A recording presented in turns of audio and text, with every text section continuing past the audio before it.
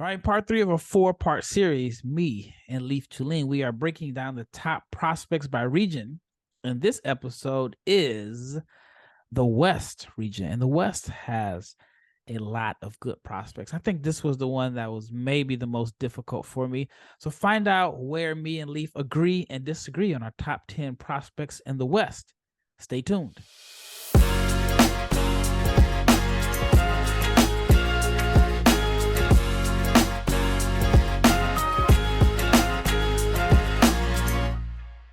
All right, big shout out to each and every person that has made the Locked On NBA Big Board Podcast your first listen of the day. And this episode is brought to you by Prize Picks. Prize Picks is where first-time users can receive a 100% instant deposit match up to $100 with the promo code Locked On. That is prizepicks.com, promo code Locked On. All right, we're breaking this into 4 quarters. We are at the beginning of the third quarter. This is the third part in a 4-part series where we're, again, like I said, we're breaking down the top prospects, or at least our top 10 prospects by region. And right now, it is the West. Leif, are you feeling exhausted? I know I had to take a 15-minute nap. I mean, this is going to be 2 hours of recording. So how do you feel right now coming out of halftime? In terms of basketball talk, I got it. I feel good. In terms of sleep deprivation, it's getting the better of me. So I'm excited to talk ball anytime and all the time. So I feel good. But once we finish the fourth quarter and hopefully I'll end victoriously, I will be hitting the hay happily. Well, I still have to edit. So I have to write an article. So my night is nowhere near over. But let's get right into it. All right, it is the Western, the bracket out west, and I feel like this bracket is loaded with, I have at least 4 guys that I believe are locks to be first-round picks. All right, let's start with number 1. Who is the number 1 prospect for you coming out of the West? Yeah, I think number 1 and 2 come from the same team for me. I've got a slight edge to Nick Smith over Anthony Black. Nick Smith has been injured for much of the year, but I see an upside for him that is hard to pass up because he's someone who can really score the ball in 3 levels. And I'll go 2.5 levels. If he can add the 3rd level of all the way at the rim finishing, and because he can shoot and he's got the intermediate game, he can really be a problem, especially as a combo guard I think he can transition to being a point guard more easily than a guy like Keontae George. And he's often likened as a shooting guard, but he plays the 2 guard because Anthony Black's the point guard, and he's a true point guard. So I think he's got high potential right now on my board. I believe I have him at number 9. Let me check what my latest is. Yep, number 9. Yeah, on my latest board, I have him at number 6 as far as my big board, and we'll get to that another day. Even though he hasn't been like crazy efficient, he did have a streak where I want to say he had like 3 games over like 25 points or 24 points in his last stint. I mean, he's been in and out of the lineup. I like the fact that he has been able to put up these 24, 25, 26-point games despite being a little rusty. It's hard to be in and out of the lineup and then come in and score when your teammates have been playing all season. They've been practicing and playing. So I'm going to give him the benefit of the doubt in that situation, even though, like I said, the efficiency numbers aren't there.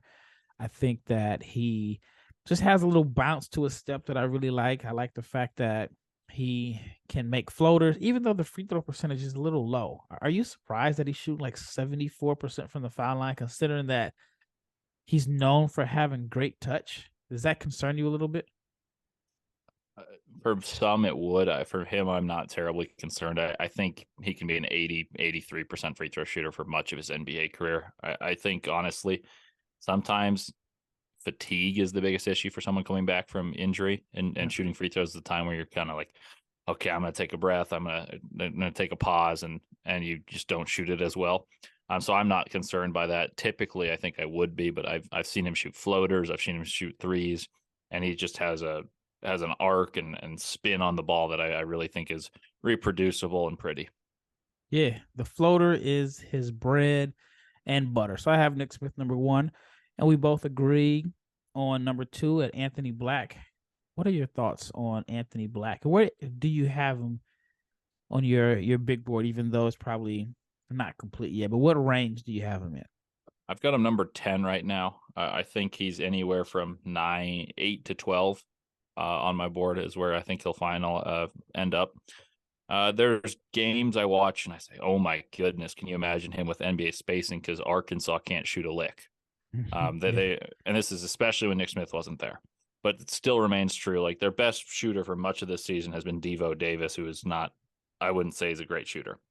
That said, I think Anthony Black is a guy that could come in and play NBA minutes right now on both ends of the floor, offensively and defense. He puts pressure on the rim offensively and is a pass first player, someone that doesn't dominate with his length going to the rim. He's not a full freight train to the rim, but he puts pressure on the rim by getting to the nail and making good decisions out of it, whether those are rewarded with assists. That's not often been the case this year, especially from the perimeter by Arkansas. He can play in the half court as well as in transition. And I was surprised by his athleticism and how real it's been at the college level coming from high school. I was a little skeptical, and I think he proved me wrong. I think his shots come back down to earth from a hot start. But I think what I saw at the beginning of the year is that he can make it. It's about confidence. And I think he can develop that more easily than the touch and size and feel he plays with on both ends of the ball. He has a weird athleticism to me. Like he's athletic. He can make plays above the rim, but he's not bursty or quick twitch. I don't even know the best way to explain it. Like he's athletic, but his game doesn't depend on being athletic. But then when I watched him in high school, you'd say, like, you watch his film, you're like, wow, he's getting 2 or 3 dunks per game, which they were like dunks in transition or whatever. But once he gets a full head of steam, and I know there's a play, and I'm sure you can remember what I'm talking about. It was in like their friendly that they had against Texas, like early in the year? He had like this crazy like tip dunk or something like that. So it's like he is athletic. I don't know if explosive is the word to use when you talk about his athleticism, but it's functional. It's functional. Yeah. But when he has a runway, he can make some pretty highlight real dunks. All right. 1 and 2 we agree on. Who is number 3? Your number 3 prospect in the West. And we'll probably agree on this one too. He'll come from the 1-seeded Kansas Jayhawks. Gradey Dick will be the number 3. And I've gotten some flack from people on Twitter for being a little lower on Gradey than most right now. And this is nowhere near set. I've got him at 17 or 18, and that's lower than most. But my rationale for him, I'll give the positive and the negative. Positive is he's one of the best shooters in the draft. He's also tall, and he appears to have a good work ethic, and he plays on a winning team and plays winning basketball. The negatives for me is I think he's a standstill shooter, and he's a bad defender. So I say that because people inevitably are going to say, oh, why do you have him 17 or 18 on your board when a lot of people have him in the top 10, even some, and almost all the people have him in the lottery. But that said, I'm not trying to be hypercritical. He's still a third best prospect and probably the most prospect rich region, and he's on a really good team. I just think that there are flaws that you have to address when you evaluate a prospect holistically. All right, in your opinion, why do you think he is a bad defender? Because he's not a bad athlete. He's not a bad athlete by any means. And I think there are some people that try to classify him as not athletic, and I just think it's lazy. And I'll be honest, sometimes when you see a white guy that can shoot, you automatically assume that he's not a good defender. Just like you automatically assume sometimes when the guy is really athletic, Maxwell Lewis, you think he is a good defender. So in your opinion, why are you down on Gradey Dick as a defender? I think it's because he's a bit too upright in his stance for me. And I think that's something that could be changed, but he's not a great closeout defender. And I don't want him being like a point of attack guy guarding the point guard either. So I think in the role he'll play in the NBA that I foresee is him chasing around other wings that shoot the ball well, getting switched on to players at the end of games. If he's in the starting lineup, I think he'll be a guy that's hunted. And that's not even to say he's a horrible defender. I just think that he's right now the worst defender in the starting lineup for the Kansas Jayhawks. So I think if he goes to the NBA, he's the worst defender in a starting lineup if he starts for most NBA teams. And I think it takes a very good defender in college for me to give them a good defender label entering the NBA. So I don't think it's because he's unathletic. He's a good run and jump athlete, but I don't think he's a twitchy, and lateral athlete, or laterally impressive athlete, I should say. Gotcha. That makes sense.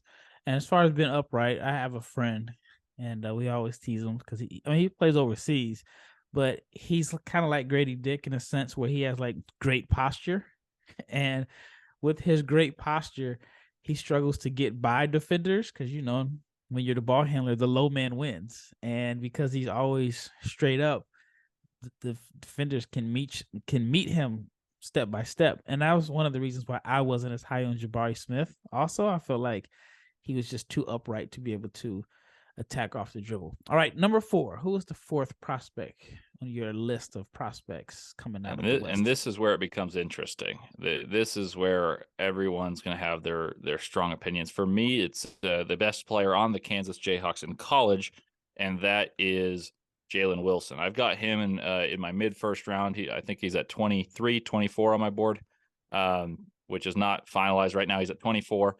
And Jalen Wilson's best trait to me is rebounding, which is something that's become an undervalued positive assessment in evaluation in general. And he can score the ball. He's scoring 20 points a game, so he can score at a college level. He's shooting 34% from 3, which is serviceable. He's a very good defender, can guard multiple positions. And I think he, in the NBA, will be able to rebound, shoot okay, defend, and be able to thrive in transition, where I think he's a good run and jump athlete with good athletic functionality, which is something I've really learned to focus on. How does their athleticism translate to actual game environment rather than like an NFL combine, where speed and physicality is so important. In basketball, it doesn't mean as much to me unless you can apply it. So he's my number 4, and I think I'm higher than the consensus on Jalen Wilson. All right, when we return, I'll share my thoughts on Jalen Wilson. I actually have him at number 7 on my list, but let's talk about Prize Picks. And Prize Picks is daily fantasy made easy. So you're probably wondering, how does it work? All you do is pick 2 to 6 players, and if they would go score more or less than their Prize Picks projection, and you can win up to 25 times your money on any entry. There's no competing against other people. It is just you versus the projections available. And Prize Picks offers projections on any sport you may watch: NBA, NFL, Major League Baseball, men's college basketball, women's college basketball, WNBA, European basketball, cricket, golf. I mean, the list goes on, and the entries can be made in 60 seconds or less. It is that easy, safe, and fast withdrawals. And it is currently operational in over 30 states and Canada. So download the Prize Pick app or go to prizepicks.com to sign up and play daily fantasy sports. If you are a first-time user, you can receive a 100% instant deposit match up to $100 with the promo code Locked On. If you deposit $100, Prize Picks will give you $100. If you deposit $50, Prize Picks will give you $50. So do not forget to enter the promo code Locked On at sign up for an instant deposit match up to $100. All right, second segment, we left off at number 4, where Leif has Jalen Wilson. I actually have him number 7. And the reason I have him number 7 is because I can't pencil a role for him in the NBA. Is he just going to be a rebounder?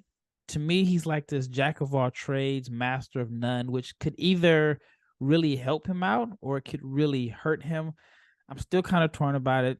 I can't deny the production. I can't deny what he's been able to do for Kansas this year. He went from, I guess you can say he was a role player last year, to basically their guy. He's been the dude there. The numbers are great.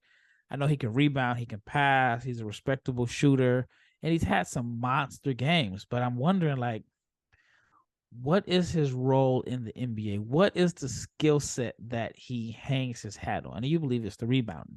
But for me, my number 4 is Jordan Hawkins, because I feel like he has that specific role that he could hang his hat on. And I don't know why he looks smaller to me, but I've had people tell me he's a legit 6'5". They say they've stood next to him. For whatever reasons, I just think that he's going to measure out at 6'3" and 3/4 at the combine. But he is a sniper, really good shooter. He can shoot off action plays. He's a pretty good athlete. May not be able to, do a whole lot off the dribble. Even though he shows flashes here and there, I'd like him to see a little bit better off the dribble. But I have Jordan Hawkins at number 4. So where do you have Hawkins on your list? Number 5. Number So we're 5. not Okay. too far apart there. Hawkins is a little funny story. I watched, you mentioned Jabari Smith. I watched Jabari Smith's Auburn team and play UConn. And UConn was led by R.J. Cole, Tyrese Martin, Adama Sanogo. And then, of course, Auburn had Jabari Smith and Walker Kessler. And the guy that stuck out to me the very most was Jordan Hawkins. He played about 14 minutes in regulation, and he played a little bit in overtime, had a crucial mistake where he turned the ball over when they could have iced the game. But he had 13 points and shot the lights out. So I've had my eye on him all of last year because that was an non-conference play, and all of this year. He's the best shooter with movement in this draft.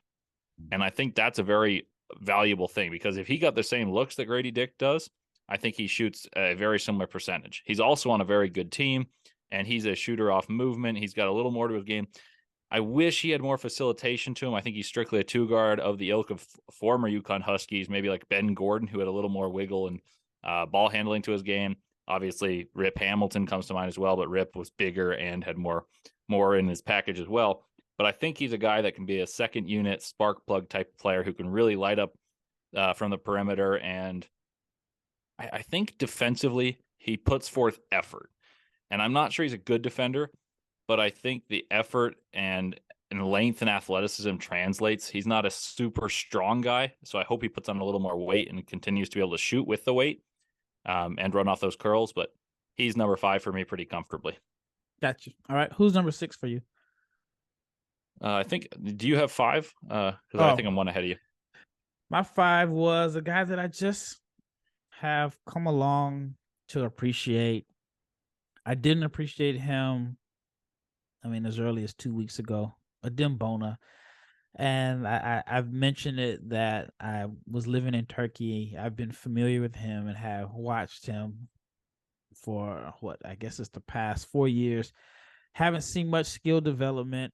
I think he's a little heavy right now, but I think he has a specific role in the NBA as your energy guy that rebounds, block shots, has the athleticism to make some momentum changing plays here and there, can be a vertical lob threat. Still has a ways to go, but I wish he were a little bit taller. Sounds like I'm great to say the lyrics to the song, but I wish he were 6'11", maybe even 6'10". He's also someone that I think is going to measure out a little bit shorter than what he's listed, but I have him as my number 5. What are your thoughts on Bona? I think he's the guy. Yeah, I think he's the best prospect on UCLA, so he is my next guy as well. He's someone that I think he makes a vital impact on the game, and you have to watch a lot of him to really gain the appreciation for what he does. So, for instance, UCLA played Arizona on the Pac-12 championship Saturday night, and you just saw these little things that they had unencumbered drives to the rim, and they didn't have to face someone that put the fear of a shot blocker, someone that can rebound and has good coordination. Even though he's raw, I think he's got good coordination and understanding of the game at a young age from playing in Turkey. I think he's a player that I raw for 4 years now to me.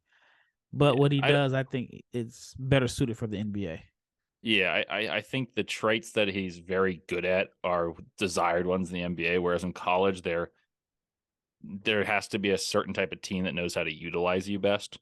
Mm-hmm. And UCLA, I'm not even sure utilizes his best traits as well as some, but they're also veteran laden and find a way to win, and he's a big part of that. So yeah, he's my next guy as well. I'm struggling to find a way that I see him as a starting center on an NBA team, and he's a center, not a 4. But I think he's a guy with upside and an energy big that I foresee having an NBA career at least, and that's something that 6'8" bigs right now are not super fashionable that are not 3-point shooters. Yep. All right, who is number 6 on your list? So Bono is 6 for me. Okay. 7 is probably his teammate Amari Bailey.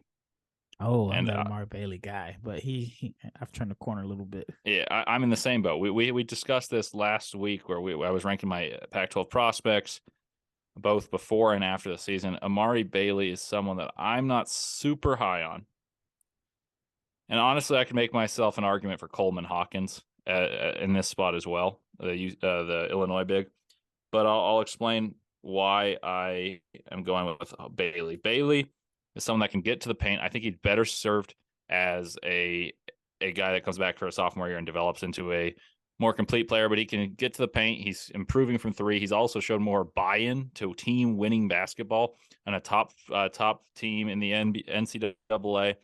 And I think he's got the athletic traits that allow for development in other parts of his games that are easier to develop than athleticism, which he's gotten a surplus for a 2-guard. Okay. My number 6 was Julian Strawther. He has shot the ball well. The little bit of concern or knock I had on him coming into the season was he was a good shooter, but I wanted to see him get to the 40% mark because he does have a low release.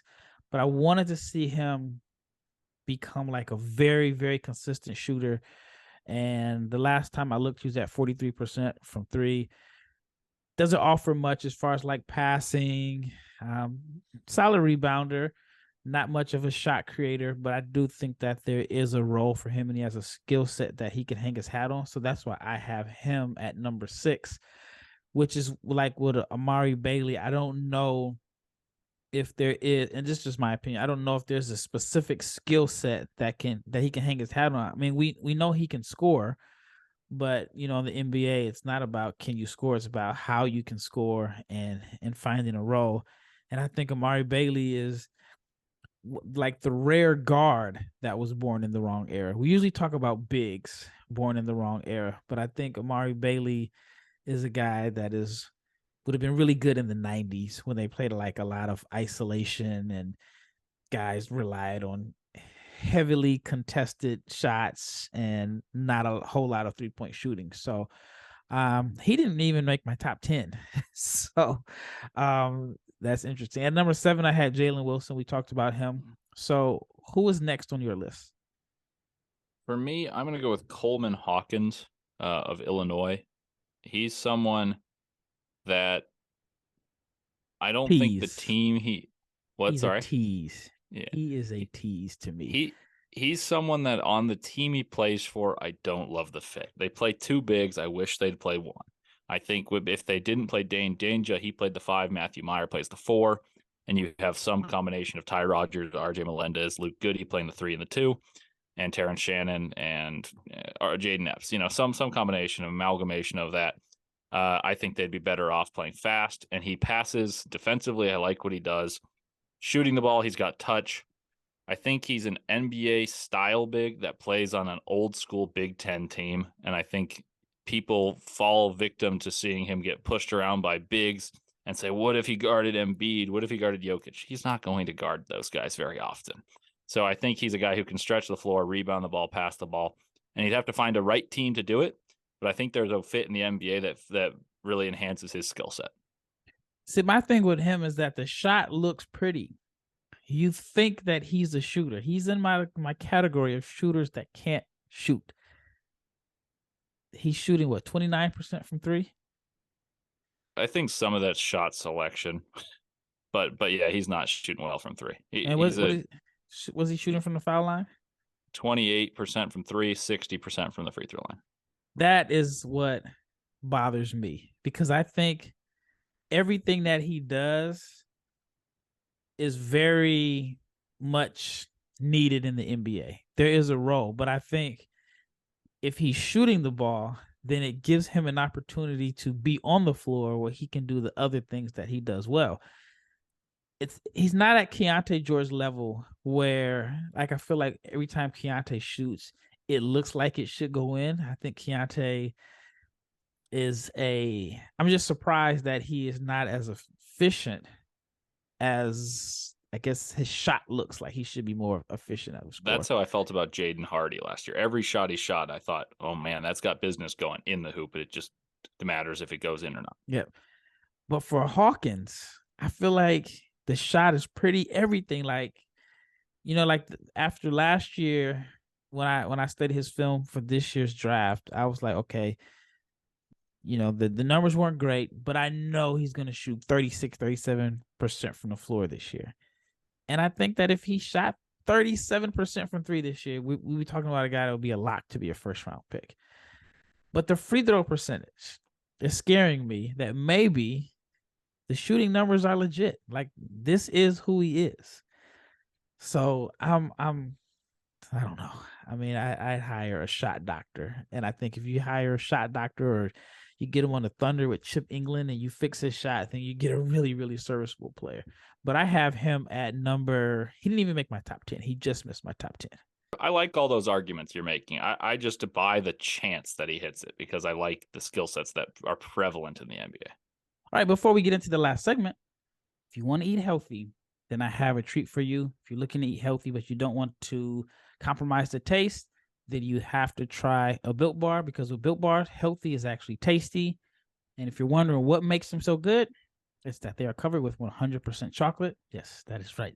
They're healthy and covered with 100% real chocolate. They come in unbelievable flavors like churro, peanut butter brownie, coconut almond. Not sure how they do it, but they found out a way to make it tasty and healthy. Only 130 calories, 4 grams of sugar, and a whopping 17 grams of protein.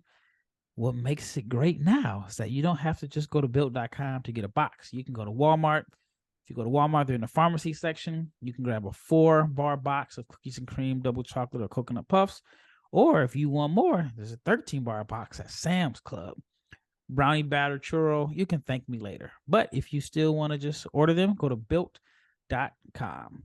All right, last segment, we have a few more prospects to discuss. So I had Nick Smith 1, Anthony Black 2, Gradey Dick 3, Jordan Hawkins 4, Dembona 5, Julian Strawther 6, Jalen Wilson 7, and at number 8, I have Mike Miles. And can you run down your list real fast? So yeah, I had Nick Smith 1, Anthony Black 2, Gradey Dick 3. Number 4 for me was Jalen Wilson. Number 5, Jordan Hawkins. Number 6 was Dembona. 7, Amari Bailey. And number 8, Coleman Hawkins. Okay. So Mike Miles, my argument for Mike Miles at number 8 is I think he is going to be a steady backup point guard in the NBA. Maybe an occasional starter here and there, but I think his best role is this Monty Morris type backup point guard that plays 20 minutes per game. I think he's going to look a lot better in the NBA with a reduced offensive load. He's strong. He's gotten better. The three-point shot is a little interesting because I want to say his best year percentage-wise was his freshman year, and it's declined a little bit this year, but I do think Mike Miles is going to be a serviceable backup point guard, so I have him at number 8. Yeah, I think Mike Miles and Damian Barr are impressive guards at the college level, and each of them just missed my list. My number 9 was Julian Strawther. You discussed him briefly. My issue with him, and I think this is the closest delineation. I'll just put them both here. Strawther and Walsh for me are 9 and 10.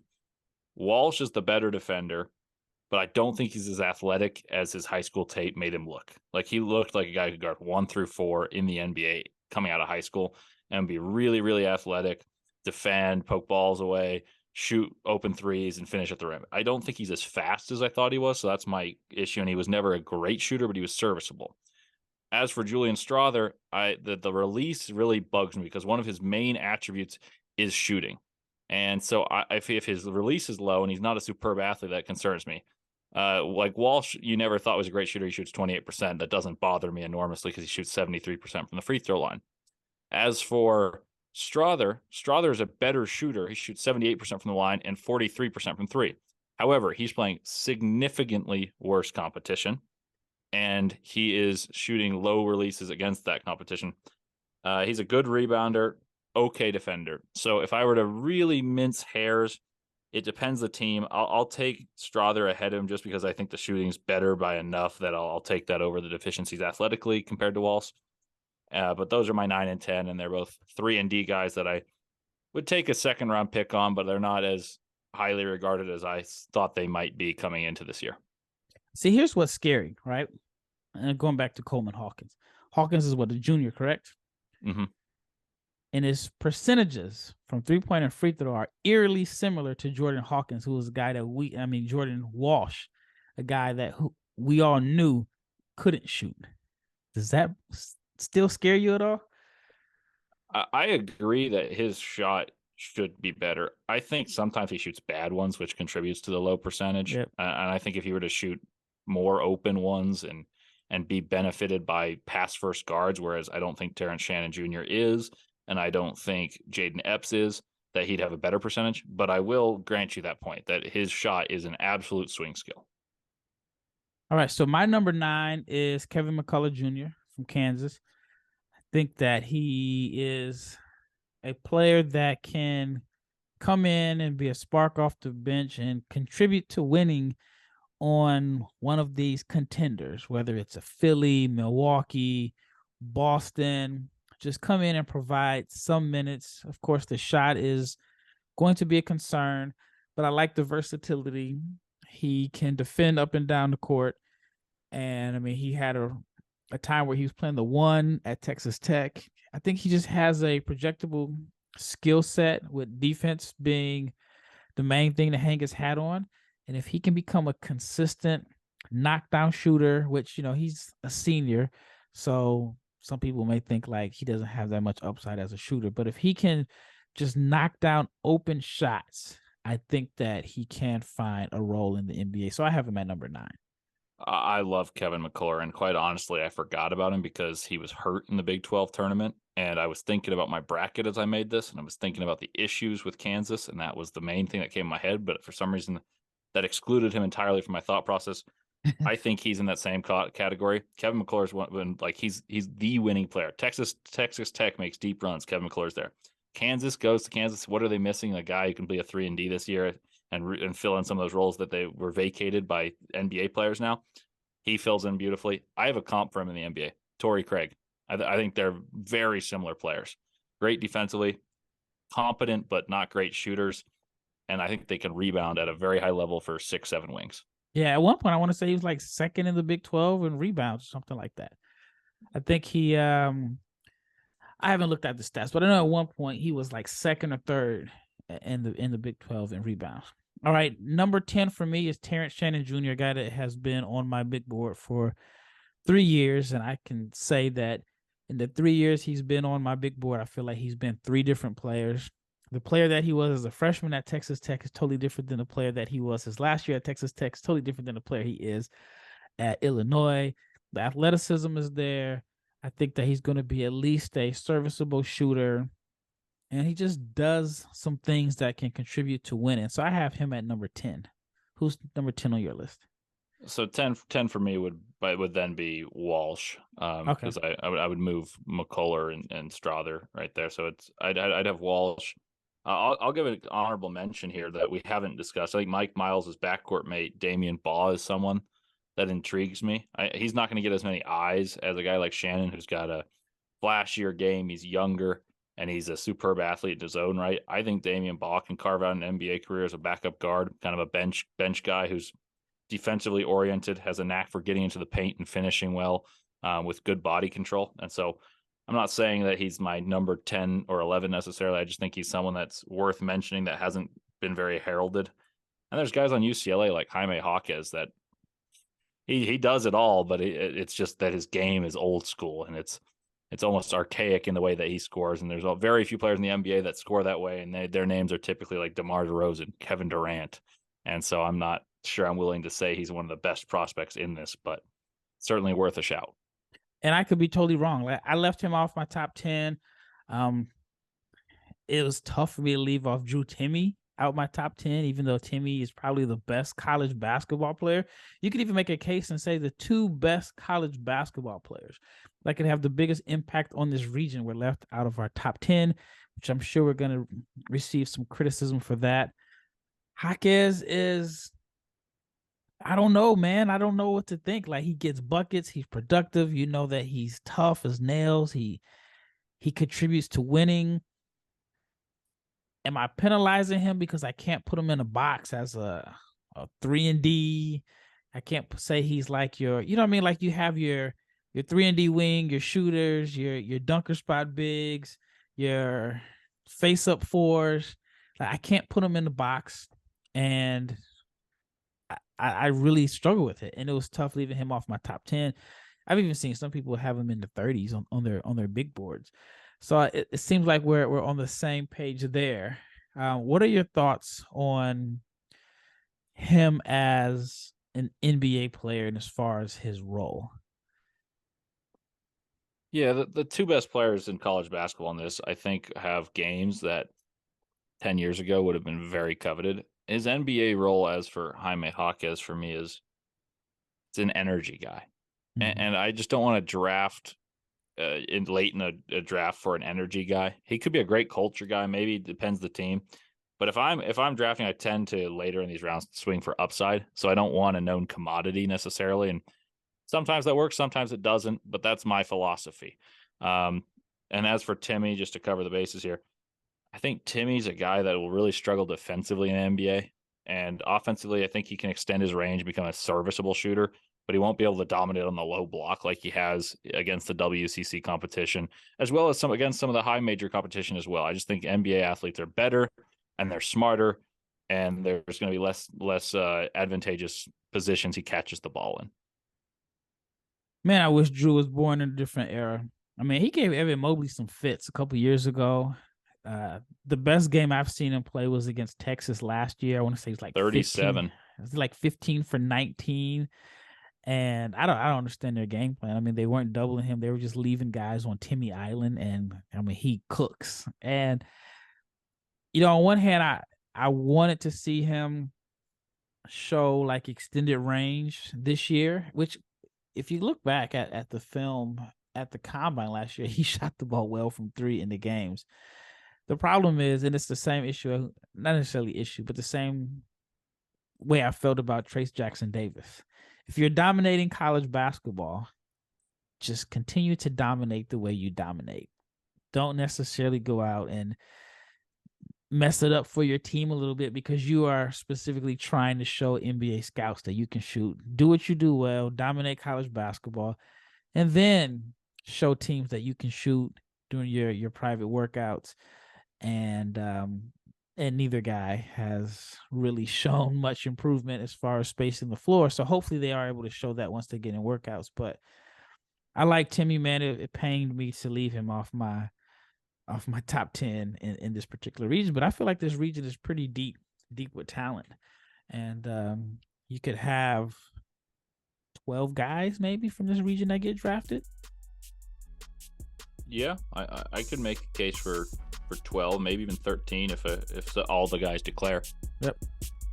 All right, well, that wraps up this episode. We have one more left, and that is the Midwest region. Thank you for making the Locked On NBA Big Board podcast your first listen of the day. Now, for your second listen, check out the Locked On Game to Game, or Locked NBA Game to Game. Every moment, every performance, every result. Locked On Game to Game covers every game from across the NBA with local analysis that only Locked On can deliver. So follow Game to Game on the Locked On NBA channel, available on the Odyssey app, YouTube, or wherever you get your podcast. We are 3 down, 1 left to go. It is the Midwest region. Once again, that's Rafael Barlowe with Leif Thulin. We have covered the West, and in previous episodes, the East and the South, and we are down to the Midwest. Stay tuned.